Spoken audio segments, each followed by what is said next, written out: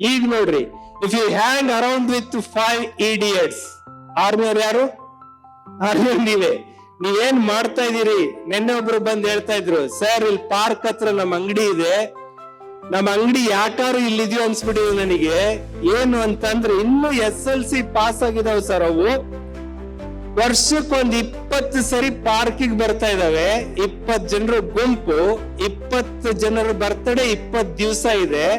ಅಲ್ಲಿ ಬರೋದು, ಕೇಕ್ ತರೋದು, ಹ್ಯಾಪಿ ಬರ್ತ್ಡೇ ಟು ಯು ಮಾಡೋದು, 20 ಜನ ಶಾಲೆ ಚಕ್ಕರ್ ಹೊಡಿತಾ ಇದೀರಿ. ಅಂದ್ರೆ if you around with 5 idiots, you are become 6th. ನಿಮ್ ಬರ್ತಡೇ ಮಾಡಕ್ಕೆ ಒಂದಿನ 5 ಜನ ಫ್ರೆಂಡ್ ಇದೀರ ಅಂದ್ರೆ 5 ಬರ್ತಡೇ ಹೋಯ್ತು.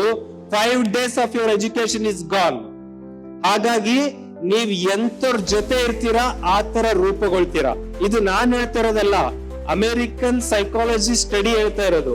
ನೀವು 5 ಜನ ಸಕ್ಸಸ್ಫುಲ್ ಪೀಪಲ್ ಜೊತೆ ಇದ್ರೆ ಆರ್ಮಿಯವ್ರು ನೀವು, 5 ಜನ ಕಾನ್ಫಿಡೆಂಟ್ ಪೀಪಲ್ ಜೊತೆ ಇದ್ರೆ ಆರ್ಮಿಯವ್ರು ನೀವು, 5 ಜನ ಇಡಿಯಟ್ ಗಳ ಜೊತೆಗಿದ್ರೆ ಆರ್ಮಿಯವರು ನೀವೇ.